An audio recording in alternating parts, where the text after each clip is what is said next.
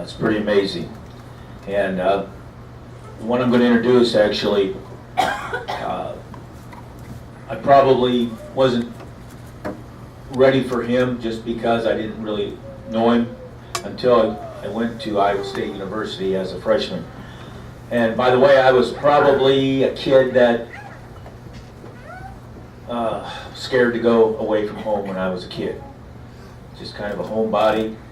And UNI, it wasn't called UNI then, but that's where I really wanted to go because I wanted to stay home. But I didn't really have a choice because of people like Mr. Buzzard here, Tom Peckham out here.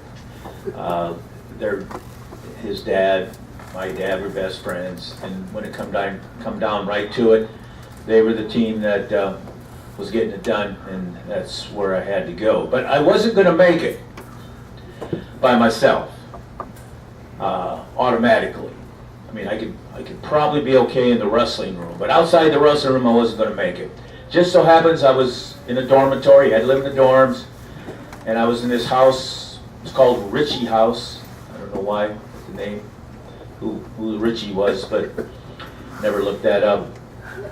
But anyway, Dale Bahr was in that house, in a dorm. It was 4th floor, and I was doing all right in wrestling practice, of course, until I wrestled some of these guys like Peckham, and actually Dale Bahr, you got on top of me and I couldn't get out.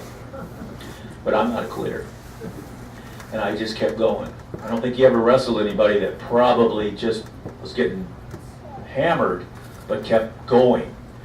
I actually wore the top guy out to the point where I learned how to escape.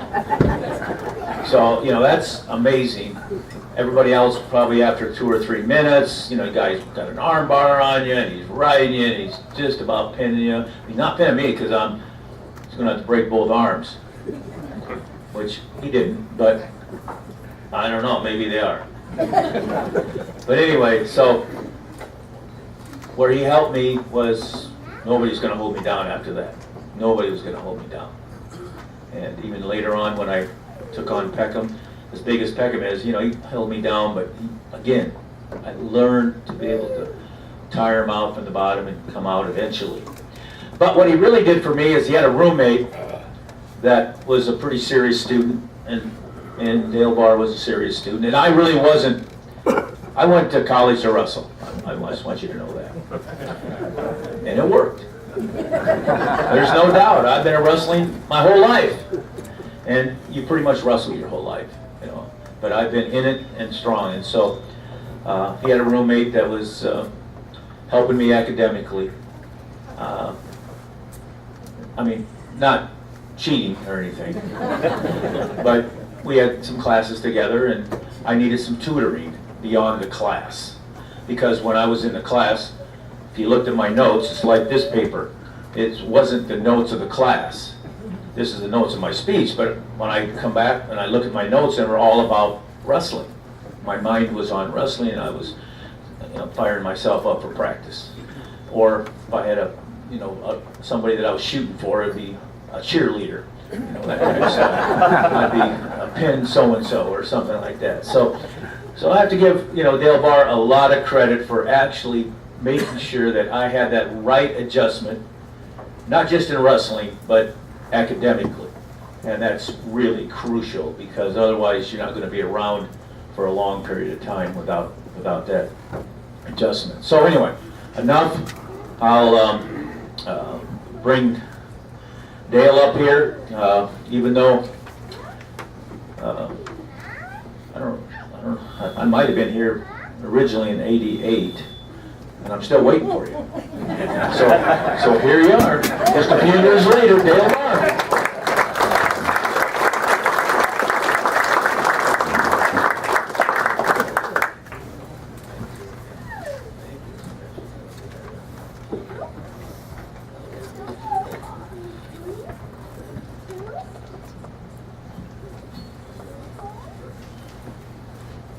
That's a beautiful plaque. It reminds me of one thing. When I course, when I was a sophomore, I got second in the nation, and you have to stand on the podium one step below the champion, and they give the champion plaques like that. Really beautiful NCAA wrestling plaques. And my junior year, I messed up in the semis, and I took third. And I'm standing down there, and the guy gets a plaque like that. And finally, I win it. In my last match, I win it. And I get a little vinyl thing that had inside of it in plastic, like melted in plastic, the little medals for first place, a gold one. And the second was silver, and it was just the same size. And so was third, it was just the same size, only a different color. I was so ticked, so ticked. And that looked like the award that we got, you know, or the champions got, and I appreciated that now I got one. Well, I'm going to tell you a few stories, and then I'm going to talk about how I got it going, but I'm not going to talk about what I accomplished, because that's already been talked about. So my head coach was Gary Kurtelmeyer. It's amazing how I have been intertwined with Cresco for a long time. Gary was my high school coach from Cresco, national champion. I go to Iowa State, Harold Nichols, national champion from Cresco. Go to Michigan, and Don Nichols and Harold Nichols were national champs at Michigan. So, and the young man I beat in the finals of the state tournament when I was a senior, Carl Egler, was from Cresco. You know, so some of my history has been intertwined with Cresco over the years. Probably the most memorable match I had in high school, and I try to pick out one or two things at each place I was. And this is the North Central Conference. Rylands are from North Central Conference. Dressers from North Central Conference. Our inductees, one of them is from North Central Conference. We had a great conference. It was schools of 3 to 5, or towns of 3 to 5,000 people. But wrestling was big. And if you get the two top teams in the conference going at each other, the place is packed. It's so loud you can't even hear yourself talk. And in high school, I wrestled one of those matches at Eagle Grove. I was from Owl Falls, 40 miles from Eagle. We go over there. I'm moving up a weight. I'm state champ at 45. Don Miller was state champ at 54, both returning state champs. And everybody knew ahead of time that I was moving up. And so I go up a weight, and the gym is packed. Everybody's there wanting to see the match. And Miller takes me down, puts me on my back for 4. And I'm behind 4-0. I eventually get a reversal in the first period, it's 4-2. And I hold him down the second period, it's still 4-2. Third period, I reverse him and put him on his back and beat him 6-4. And that's probably, with the noise and the racket and Owl Falls' best guy against Eagle's best guy, that's probably the biggest thing I remember about my high school career. I don't remember the state championship matches, but I remember that one. Don eventually went to Wyoming, where he was an All-American, 6th in the nation, I think, at 167, 177. So he's a great wrestler. The next stop was Iowa State. Dr. Harold Nichols, of course, Cresco, and the best thing I can say about Nick, well, not the best thing, but the thing I think that most stood out about Nick could figure out, I think, by going and meeting kids and watching them wrestle, who was the ones that's going to be successful, and who would work hard, and who had that work ethic, that killer instinct, that stick with it type of attitude that wins. And I give Nick a lot of credit, and I'm sure Dan would too, and Dan did the same thing. He was able to figure out who the guys to recruit that will win and get them all in one spot and let them beat up on each other. And that's what we did. We beat up on each other, literally. Guys that were there when I were there, Bob Buzzard, Verl Long, Gordy Hassman was a national champion, Peckham was a couple times, Dan Dave Martin was a national champion. Reg Wicks was a national champion. Jason Smith was a national champion. And when you wrestle these type of guys every single night, you've got to get better or you quit. And we had a lot of guys that quit, you know, that were really good wrestlers but couldn't break the lineup. And one thing about wrestling at that particular time on the teams that I wrestled on at Iowa State was that you never wanted to give up your spot on first team.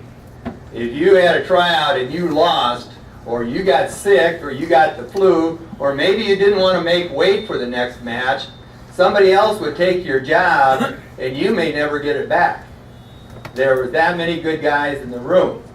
I remember one guy, as a sophomore, I didn't lose a duel until the last one of the season against the guy I'd beaten at semifinals. And Harold Nichols would have me try out. I had a tryout match every single week. And the guy that I had to beat was Willie Hoosman from Waterloo East High School. And Willie was a heck of a wrestler. And if he had ever gotten my job, I might never have gotten it back. But I beat him every single time, 2-1, 3-2, overtime. And that makes you better. Because if you've got the job and no one's challenging it, there's no reason to work so hard. When you got to just survive in the practice room, that's what makes you better. Here's a highlight besides pinning the guy in the finals at the Nationals, and that was a highlight. There were 4 national champions my senior year in 1968, all within 40 or 50 miles of Waterloo. Dan was the national champion, Waterloo West. Dale Anderson at Michigan State, who came to Iowa State as a freshman for one quarter and then transferred to Michigan State. Had he stayed, we'd have won 2 more national titles if he had stayed with his points. And anyway, Dale Anderson was a national champion, Waterloo. Reg Wicks was a national champion, Decorah, and I was a national champion from Iowa Falls. All within 40 miles of Waterloo. And I was really proud of that fact that we had that many good wrestlers. I used to get the Waterloo paper and grab it and open it up and read Russ Smith's column just to see if he mentioned my name or not when I was in high school. You know. So anyway, I got out of Iowa State. I thought I would be, you know, get any coaching job in the world. And of course, there's the Vietnam War, and I had to practice teach yet in the fall. Dave Hardy offered me this. He says, Dale, if you come and do your practice teaching at Eagle Grove, he said, we'll get you a job the rest of the year. And that's what I did. And but I tell people all along that here I was, you know, national champ, 3-time All-American. You'd think I'd be able to get any job in the country. And here I was, assistant junior high wrestling coach. That was my first job because Hardy was there, great coach. Ron Jones was an All-American at Iowa State, assistant coach. Don Miller, who I'd wrestled in high school, went to Wyoming. He had already hired on, and he was an All-American. He was head junior high wrestling coach. And I ended up being assistant junior high wrestling coach. And lots of times I tell, you know, there's a lot of times when I was coaching in Michigan, all these guys, really good guys, oh, I want to be assistant coach at college right away, or I want to be a grad assistant, and I want to work at this highest level. And then I sit them down and say, now listen, this is how I got started. I was assistant junior high wrestling coach. I was assistant varsity up at Algona, head coach in high school 4 years, back as assistant at Iowa State for 4 years. Then I got the head coaching job in Michigan. So you have to pay your dues. And anyway, I had a great time because we would finish up our practice and I would run up to high school or go up to high school and practice with those guys. And I talked Bill Fetland, who was an All-American in Iowa State. I talked him into going to Iowa State and eventually ended up coaching at Algona over the years. So that was my start in coaching. Algona, great wrestling community. Great wrestling community. They had won state several times before I got there. Champ Martin, who's in the Hall of Fame here, great coach, great coach. And there were a lot of kids that were coming through the program at that time whose parents were good wrestlers. And that probably happens here at Cresco. Sometimes you get a group of good wrestlers coming through, and then you have to sign up a dry spell, and then all of a sudden their sons are coming back through, and you got it going again. And we had it going when I was up there. We had great teams. My last year, I think our average score is 45-6 in high school. And I did have 3 All-Americans on our team. Paul Martin was a 3-time All-American at Oklahoma State, NCAA runner-up, I think 3rd and 4th. Kurt Myers at Northern Iowa was a 3-time Division I All-American, and Randy Nielsen was an All-American at Iowa State. How many people have coached at a size school like you guys? You guys are kind of in the same population bracket as we were, that had 3 Division I All-Americans on the team at one particular time. Now Kirk was just a freshman, and I read his bio. It said he only got to wrestle varsity 1 year. Well, when I had him, he was a 119-pounder, and he couldn't make weight. And he eventually ended up winning All-American in 177, 190, I think. He just couldn't get down to weight, you know, and then he had a hard time making the team up there. So it was a lot of fun wrestling or coaching at Algona. I could have stayed there the rest of my life and would have been completely happy. But I got an opportunity to go back and assist Nick. There were, and again, talk about getting a group of people together that were really good.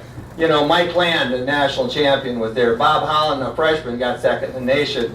Joe Zuspan was a 3-time All-American. Kelly Ward was a national champion. Pete Galea was a 3 or 4-time All-American. Willie Gatson was a couple-time All-American. Frank Santana was a national champion. Al Nason was a national champion. Those were the type of kids that were in the program while I was assistant there. And there were some great, great wrestlers. It was a great time. But now I'm going to tell you about one match during that time that was important to me. Nick, of course, had this idea. He ran it past the coaching staff. He said, you know, Dale, I'd like to have a varsity alumni meet. We'll take, and we got enough good alumni wrestlers that we'll set up a meet, and we'll have the varsity wrestle the alumni. It'll be like 2-2-2. It'll be kind of like an exhibition before the season starts. And he had me set up to wrestle Joe Zuspan. And Joe was a 3-time All-American, NCAA runner-up, 3rd and 4th, I think. And now I'm 29, 30 years old. I mean, I'm not in wrestling prime shape, but and I'm sure Dan's the same way. I'm competitive though, you know. So I started training for this. I started working real hard and started wrestling better guys in practice all the time. And a week before the match, I sprained my ankle, and it hurt like crazy. I iced it. I was icing it all night, every night, trying to get it better. Well, anyway, we come to the meet, and it's a close match, really. And eventually, the alumni won the match against a team that was either national champions or 2nd in the nation. And so I'm wrestling Zuspan, and I beat him 3-2 in the match. That match probably was up there with pinning Mike Grant in the Nationals. I was so happy. There were 6,000 or 7,000 people there, but the old man still had it. You know, I felt real good about that. Michigan, I was asked by the athletic director up there to take the job, and I took it. I had a great coaching career at Michigan. The first couple of years I was there, I had a couple great wrestlers. Mark Shirella was a 3-time NCAA champion. Pinned in the finals twice. Pinned Mike Deanna one time, I think, in the finals. Steve Frazier was Olympic champion in Greco-Roman in 1984. And we had some great teams over the years. A couple things I'm really proud of at Michigan. How many losses do you have, Dan, total? Too many. Not enough. But we did beat him one time.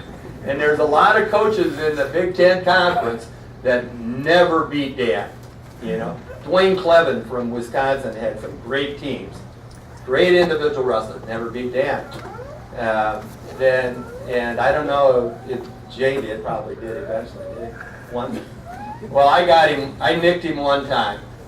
And that was at, and Ryland probably remembers that too. Not happily remembering it at all. The coach of the Big Ten came up with this idea, let's have a dual meet tournament at one spot sometime during the season. And so we all met in Indianapolis for this dual meet tournament. All the Big Ten teams were there, and we wrestled our way, and we got to the finals, and Iowa got to the finals, and we were fortunate enough to win. And that team that did, you know, hangs their hat on that every time, because I think Dan's team was going for 100 straight Big Ten wins at that particular time, and we nicked them on it. So I was very proud of that.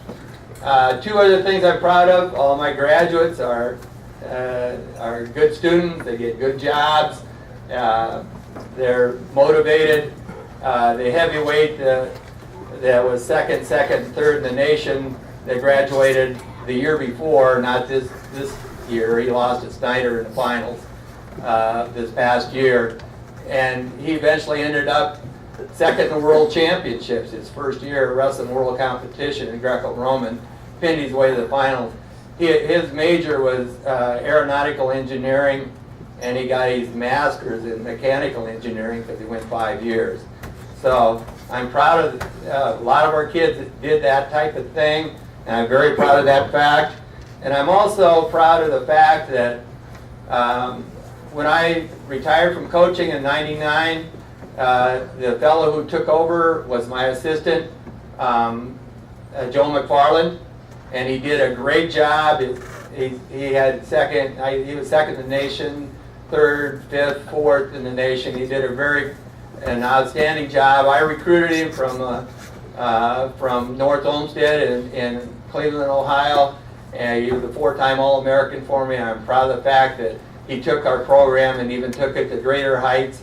And Sean Bourmet got the job after Joe did. I recruited Sean from Frankfort, Illinois. He wrestled for me, and this year, in his very first year, he was 13-1 in duels. He beat Ohio State, lost to Penn State, was the only one he lost, and finished 5th in the nation. I'm proud of the fact that as Dan is with the wrestlers that he's had that went on to coach at all these different schools, I'm proud of the fact that at Michigan, I recruited these guys. They followed my. I was just thinking the other day, I had 21 years as head coach. Joe had 19 years. We're up to 40. If Sean goes another 20 years as head coach at Michigan, I'd have an impact on 60 years of wrestling at University of Michigan. So anyway, I'm glad I made it. Finally, I made it here. 1988, I think I was probably recruiting because April at this time of the year was signing date. And if you don't get out and get the right guys, you're in trouble. So I'm glad now that I'm retired, I've got time to do this. And I appreciate you asking me back. Thank you very much.